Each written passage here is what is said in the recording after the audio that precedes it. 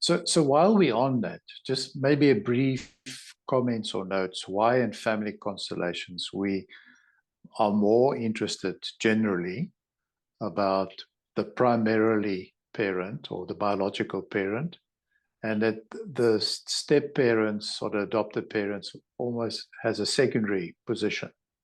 Maybe you want to just share a few thoughts about that at Well, this the thing point. is, the step parent is not the direct bloodline. And for me, my experience was he was a very broken man. And he grew up with a lot of the Germans have a very straight down the line, right or wrong. And his father was very militaristically minded. So Mm, even when we as children came and visited there, if you sat on the table, you had to sit with your back straight. You had to put your hands in a certain position. It was the dinner table or the breakfast table or the lunch table. It was very militaristic. It was you didn't dare to speak. It wasn't a fun event. It was the food was given in from the eldest to the youngest, and you were given food and you either liked it or you didn't, but you had to eat what was put on your plate. So it was very harsh. And growing up in this very harsh environment, it was taught as a love language. I'm doing this so that you can survive.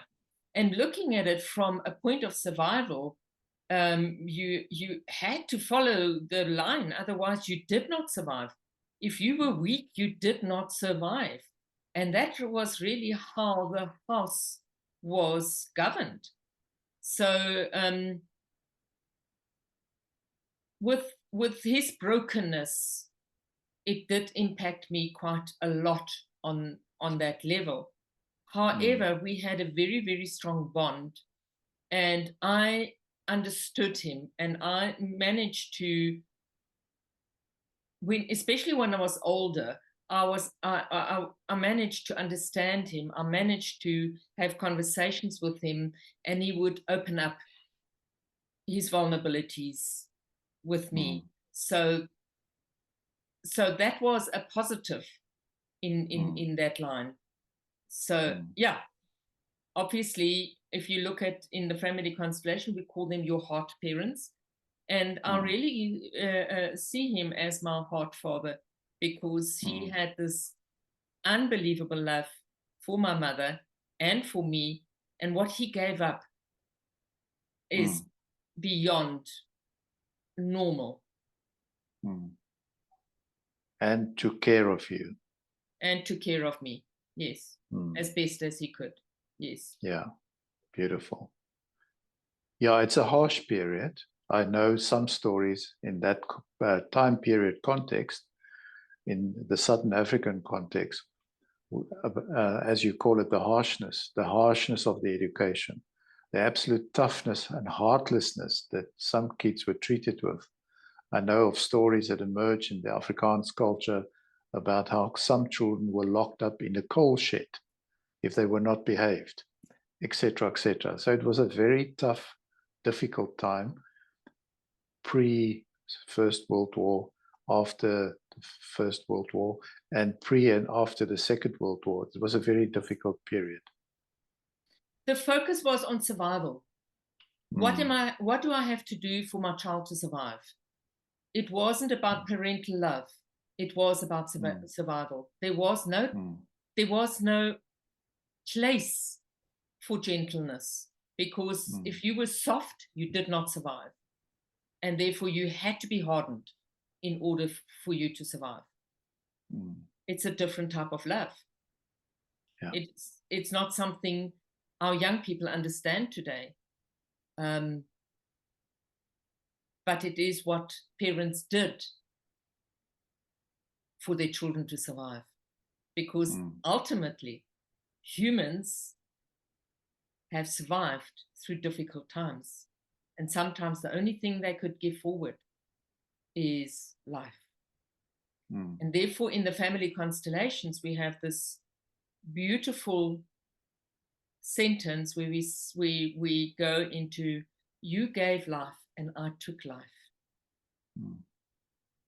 And you gave life and it's enough. And I took life and it's enough. And that is basically the best that people could do.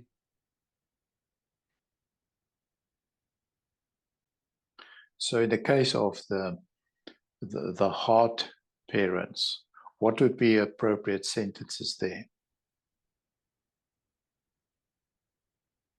You gave what you could and it's enough. You gave me care and I took your care. Thank you. Well, the thing is, you can't really say that to a parent who's really hard, is that a child doesn't understand that care. But in my case, where it is the step parent, I can honestly say, you took on a lot. And your sacrifice is honored. Yeah.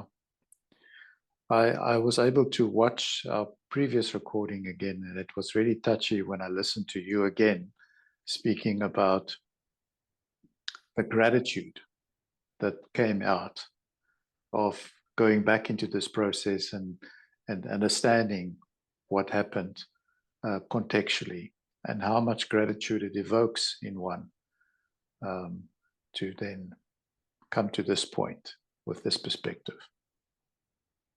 It's understanding that parents gave everything they could with what they had. And to expect anything more is not fair. Yes, a child always wants more, but you can't ask for what somebody can't give. I can't ask you for $1 million if you don't have the $1 million. Would I like it? Yes. Do you have to give it? No. And therefore, asking for it when you can't give it is asking too much. And so the humility that comes in is to say, whatever you gave is enough. Because let's look at it in the journey of life. That makes you who you are today. That's made me who I am today. And therefore, it is perfect. Therefore, the parent is always the perfect parent. If we look at it, that we've chosen this parent for our life journey. Definitely.